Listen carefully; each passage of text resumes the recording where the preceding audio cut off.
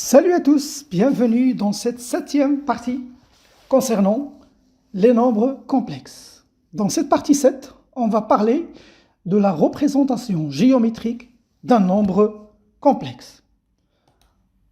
Alors là, vous voyez sur votre écran, j'ai deux repères.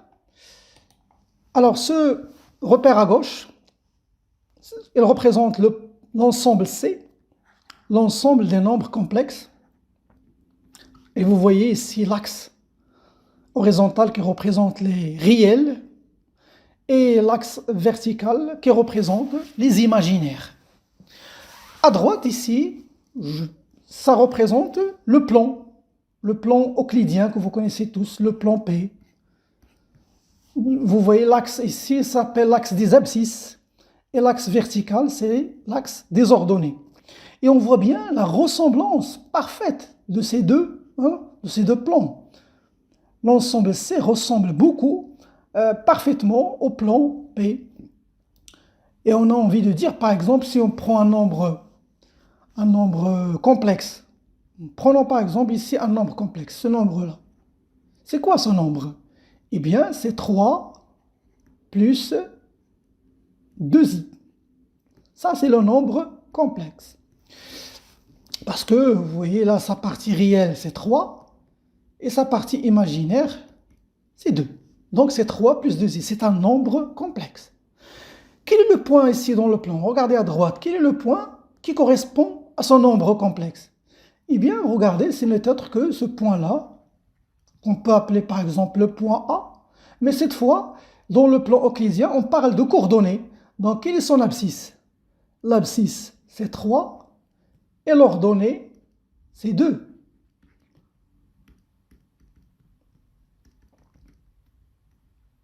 Donc, vous remarquez ici que je peux faire ça. À chaque nombre complexe ici, je peux lui associer un point du plan P. Par exemple, prenons ce nombre-là, le nombre complexe 7 plus 4i. Vous voyez ce nombre-là, sa partie réelle, c'est 7, sa partie imaginaire, c'est 4. Donc, c'est 7 plus 4i. Alors, quel est le point ici dans le plan qui correspond à son nombre complexe? Vous le voyez déjà, donc c'est 7, 4. Je peux l'appeler par exemple le point B. De coordonnées 7, 4. Donc, vous voyez qu'à chaque nombre complexe, je peux lui faire correspondre un point du plan P. Ça veut dire que je peux créer une fonction, bien une application, que je veux appeler f, qui va de l'ensemble C vers le plan P, et à chaque nombre complexe Z, je lui associe un point M. Et vous voyez, par cette fonction, M, c'est l'image. M s'appelle l'image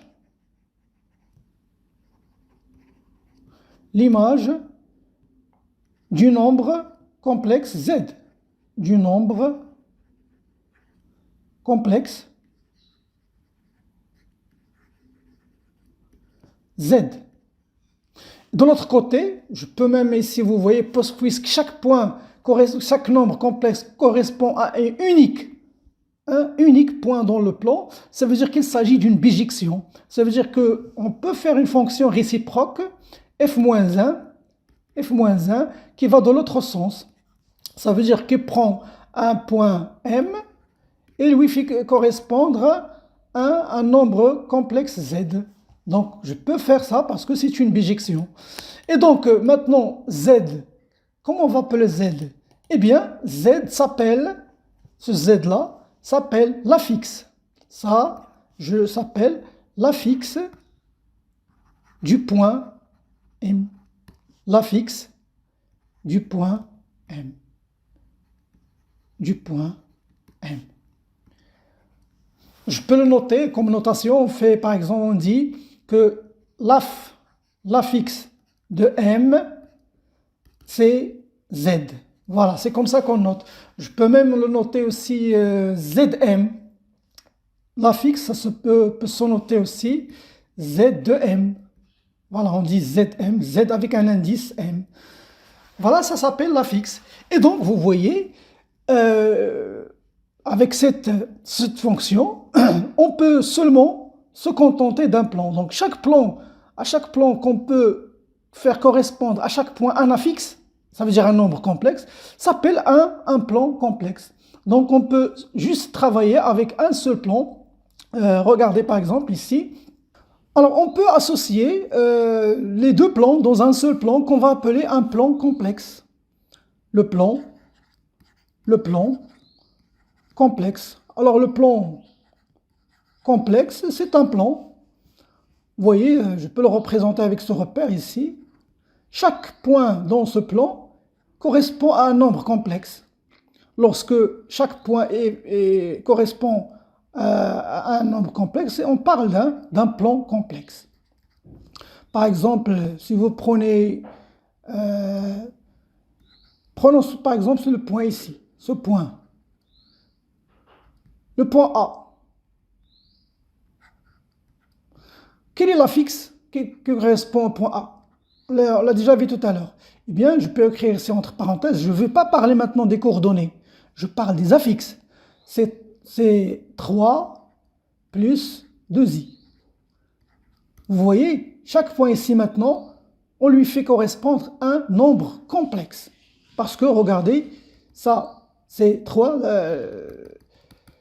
La partie réelle de ce nombre-là, c'est l'abscisse de A. Et la partie imaginaire, c'est l'ordonnée de A. On écrit l'affixe de A, tout simplement maintenant. L'affixe de A. Ou bien on peut dire ZA, si vous voulez. Ça aussi, c'est une notation. C'est 3 plus 2i. Maintenant, je vous donne un autre point.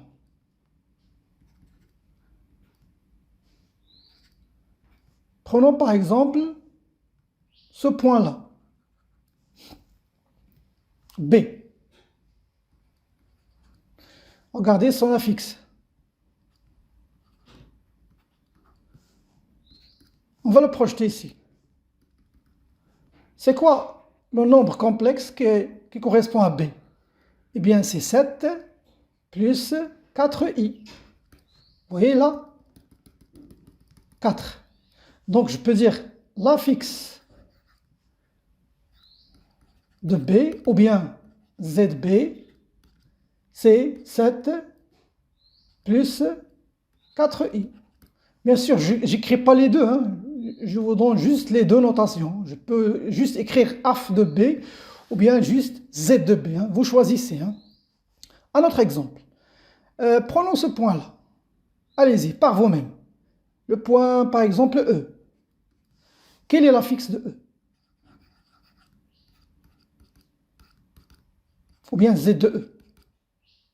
C'est quoi Z de E? Regardez, je le projette sur l'axe des abscisses. Et ça donne combien ici? Moins 1, moins 2, 3, moins 4, moins 5, moins 6. Et sur l'axe vertical, c'est moins 2. Donc, quel est l'affixe? Donc, la partie réelle, c'est moins 6. La partie imaginaire, c'est moins 2. Donc, moins 6, moins 2i. Et voilà, c'est comme ça qu'on représente les nombres complexes. Et c'est la représentation géométrique des nombres complexes. Chaque nombre complexe correspond à un point. Maintenant, qu'en est-il pour les vecteurs? Parce que avec les points, on peut faire des vecteurs. Alors, prenons cet exemple-là. Alors, prenons l'exemple de tout à l'heure. Le point, ici A. 3,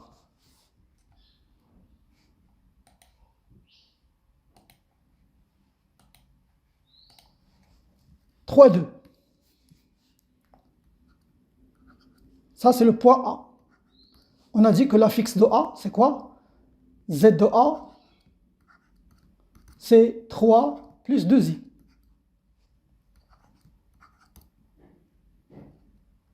Vous voyez, si on vous donne par exemple dans l'exercice, soit le point dans un plan euclidien 3, 2, quel est son affixe? Et vous dites 3 plus 2i, tout simplement.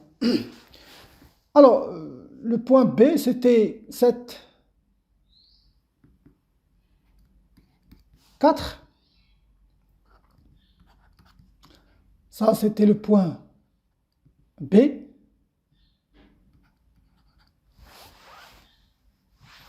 Donc ZB, c'est 7 plus 4i. Maintenant, regardons, je vais tracer le vecteur AB.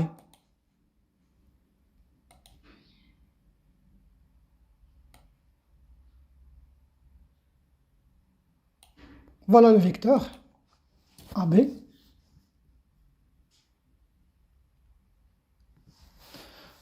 Alors maintenant, on sait que si vous voulez connaître les coordonnées d'un vecteur, par exemple ici A, si on travaille dans le plan euclidien, A 3, 2 et B 7, 4. Comment on calculait le vecteur, les coordonnées de vecteur AB? Eh bien, c'était XB moins XA et leur donnée c'est YB moins YA. C'est ce qu'on faisait auparavant dans le plan euclidien, qui est égal à donc 7 moins 3 et 4 moins 2. Ce qui va nous donner finalement 4, 2. Ça, ce sont les coordonnées, je parle de coordonnées. Mais qu'en est-il donc pour la fixe? Regardez les coordonnées de AB. 4, 2. Donc on a envie de dire que la fixe de vecteur AB, la fixe du vecteur AB, regardez, l'abscisse c'est 4, donc c'est 4 plus l'ordonnée c'est 2, donc la partie imaginaire c'est 2i. Et vous voyez, ça c'est la fixe du vecteur AB. Mais comment on a obtenu ce 4? Ça veut dire ce 4-là, comment on l'a obtenu? C'est 7 moins 3. Et le 2 ici, comment on l'a obtenu? C'est 3, c'est 4 moins 2. Ça veut dire, qu'est-ce que j'ai fait là? Ce que j'ai fait ici, regardez, je peux écrire ce plus là, regardez ce que je vais faire. Et là, je vais mettre entre parenthèses le i. Si je développe ça, ça donne quoi? Ça donne 7 moins 3 plus 4i moins 2i. Regardez ce que je vais faire. Je vais prendre 7 plus 4i, tout d'abord. 7 plus 4i, moins, facteur commun, de 3 plus 2i. Regardez, c'est quoi ça? 7 plus 4i. Eh bien, c'est ça. C'est l'affixe de B. Ça veut dire c'est Z, B. Ici, j'ai un moins. Et c'est quoi 3 plus 2i? Eh bien, c'est l'affixe de A. Et donc, voilà une règle. Si vous voulez trouver l'affixe d'un vecteur, eh bien, vous n'avez qu'à prendre l'affixe du dernier point, ça veut dire B, Z de B moins Z de A. Par exemple, si je vous demande maintenant de me dire quel est l'affixe de vecteur Mn, eh bien, vous dites ça vaut Zn, je commence par N, moins Zm. Donc, il suffit juste de connaître les affixes du point M et du point N. Et vous calculez l'affixe du vecteur Mn. Voilà, c'est comme ça qu'on calcule l'affixe d'un vecteur. Voilà, on va faire d'autres exemples. Prenons par exemple un point C. Prenons le point C par exemple ici. Ça, c'est le point C. Quel est l'affixe de C? Ça veut dire Z de C. L'affixe de C, Alors, je projette ici, regardez, les coordonnées. Là, on a 1. Là, on a 5. Donc, la fixe, c'est quoi? C'est 1 plus 5i. Je vous rappelle toujours que la fixe, c'est un nombre complexe. Bien, maintenant, quelle est la fixe du vecteur AC? Allez-y, essayez de trouver la fixe maintenant du vecteur AC. Voilà, je le trace. Alors, quelle est la fixe du vecteur AC? Allez-y, essayez de calculer la fixe de AC. Alors, la règle, qu'est-ce qu'elle nous dit? Si je veux calculer la fixe de vecteur AC, qu'est-ce qu'on fait? Le dernier point, c'est C, donc c'est celui avec lequel je vais commencer. Donc, Z de C moins Z de A. Et donc, ça vaut, quel est le Z de C? C'est 1 plus 5i moins. Et faites attention au signe. Hein? Z de A, c'est 3 plus 2i, donc c'est moins. Je vais d'abord, si vous voulez ne pas faire des erreurs, mettez une parenthèse et écrivez la fixe de A. C'est 3 plus 2i. Après, vous enlevez les parenthèses, vous changez le signe. 1 plus 5i moins 3 moins 2i. Je calcule la partie réelle, c'est 1. 1 moins 3, c'est moins 2. 5i moins 2i, c'est plus 3i. Et voilà la fixe du vecteur AC. Je peux aussi, il y a des notations, par exemple, je peux le noter comme ça, Z. Ici, indice le vecteur AC. Ouais, je peux écrire ça. Bien. Maintenant, qu'en est-il pour la somme de ces vecteurs? Ça veut dire le vecteur AB et le vecteur AC. Alors regardez, je vais écrire ici la somme. AB, vecteur AB, plus le vecteur AC. Je vais d'abord vous tracer cette somme-là. Regardons donc ici. Voici AB. Ça veut dire, dans cette somme, regardez, il faut toujours regarder d'où on commence. Je commence par A. Donc, je fais la direction, le sens AB. Et je lui ajoute, ça veut dire plus, je lui ajoute le sens AC. Ça veut dire, je commence ici de A, je vais vers B. Après de B, je fais l'addition, ça veut dire la somme, j'ajoute ce AC-là. Donc, j'ajoute AC. Ça veut dire je me trouve ici.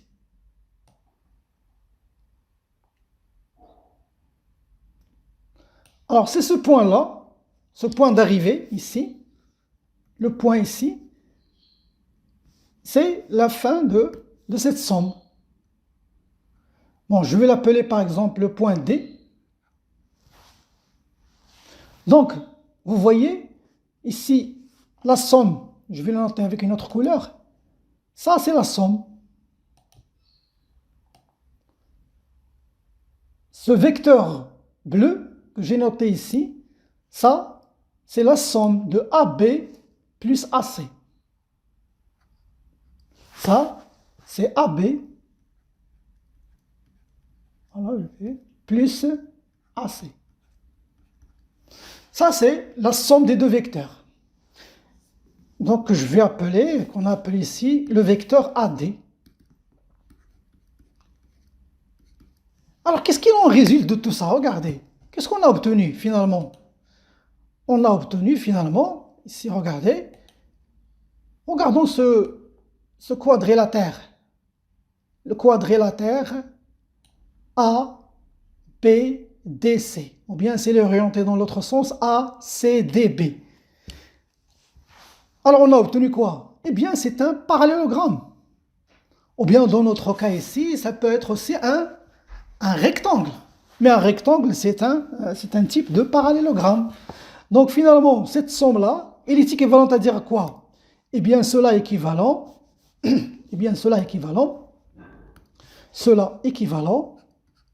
à dire que A CDB ou bien ABDC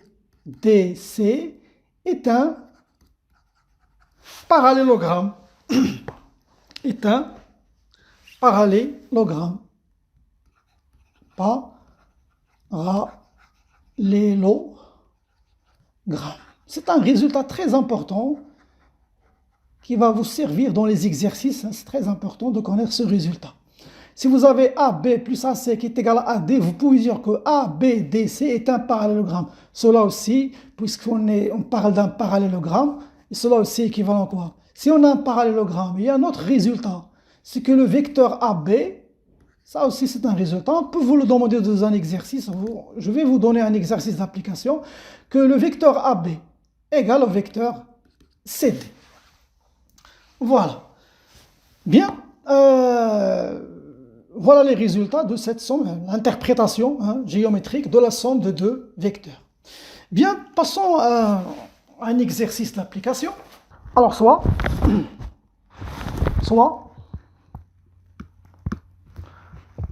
E,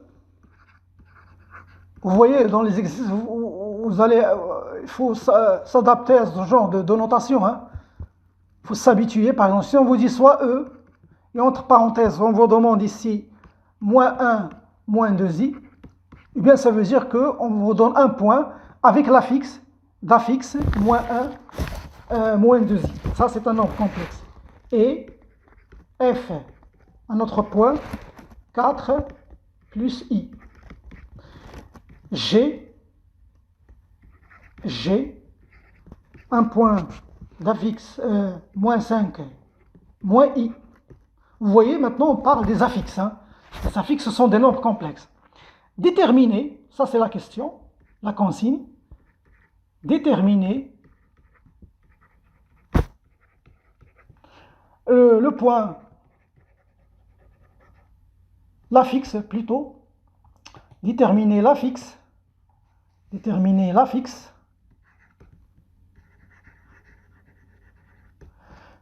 Du point H, un autre point H, tel que, la condition, telle que plutôt EGHF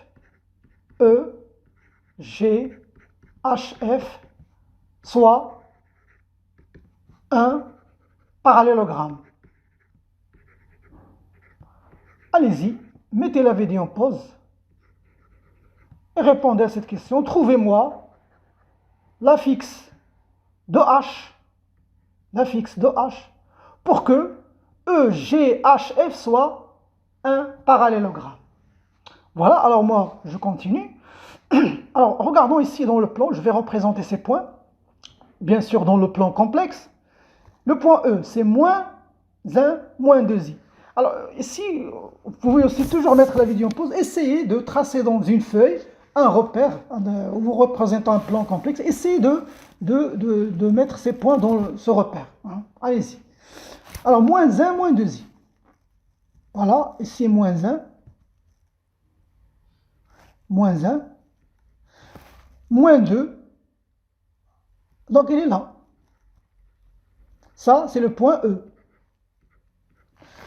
Bien, le point F, c'est 4 plus i. 1, 2, 3, 4. Ça, c'est 4. I, ça veut dire ici 1. 4, 1. Donc, c'est là où se trouve le point F. Le point G, c'est moins 5, moins i. Donc, moins 1, moins 2, moins 3, moins 4, moins 5. Moins i, ça veut dire moins 1. Voilà le point G. Donc, on va ajouter un point H pour que EGHF est un parallélogramme. Eh bien, vous voyez, regardez, je peux dire d'abord EGHF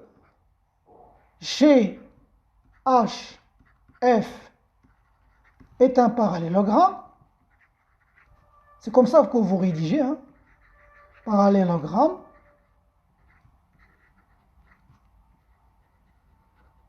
Cela équivalent à quoi? Eh bien, cela est équivalent à dire que le vecteur EF égale au vecteur GH. Et qu'est-ce qu'on a vu tout à l'heure? Pour calculer le vecteur EF, l'affixe du vecteur EF, qu'est-ce qu'on faisait? Eh bien, cela est équivalent à dire que le vecteur EF, le dernier point c'est F. Donc je vais commencer par Z. F moins ZE égale le vecteur GH, c'est ZH moins ZG. Et moi, qu'est-ce que je cherche? Je cherche l'affixe de quel point? Je cherche l'affixe de H, c'est celui-là. C'est ça l'inconnu dans cette équation, c'est le ZH. Donc je peux dire que cela est équivalent que ZH égale à ZF moins ZE, le ZG ici moins ZG, je vais faire passer de l'autre côté, ça va donner plus ZG. Voilà, application numérique. Maintenant, c'est juste des applications numériques. ZH égale ZF. Le voilà, F c'est 4 plus I. 4 plus I. Moins ZE, moins, faites attention au signe. E, c'est moins 1, moins 2i, donc tout va changer. On va avoir plus 1, plus 2i. Plus ZG. ZG, on le connaît. C'est moins 5, moins i, donc plus moins, c'est moins. Moins 5, moins i. Reste qu'à calculer les parties réelles. Alors j'ai 4 ici, plus 1, c'est 5. Moins 5, c'est 0. Voilà, 4 plus 1, 5, moins 5, c'est 0. Ici, i plus 2i, c'est 3i. 3i moins i, c'est plus 2i.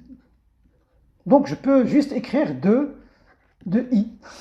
Regardez, dans le plan, si je représente le point 2i, ça veut dire c'est 0. Ici, j'ai un i. Ici, c'est 0, 2. 0, 2. Donc, le point F va être ici. Le point H. Et vous voyez, si je trace, je vais obtenir un parallélogramme. Vous regardez, je vais tracer ce parallélogramme. Voilà le vecteur F. Et voilà le vecteur GH. Vous voyez, les coordonnées de H sont 0, 2. L'affixe, c'est 2i. Et voilà, on a obtenu un parallélogramme. Voilà, c'est comme ça qu'on résout ce genre d'exercice. Voilà, mes chers amis, on vient de trouver ZH, l'affixe de H, je peux noter comme ça, H, entre parenthèses, 2i, ou bien juste ZH, qui est égal à 2i. Vous pouvez même, les deux notations sont valables. Voilà, mes chers amis, c'est la fin de cette vidéo, je vous donne rendez-vous à la prochaine.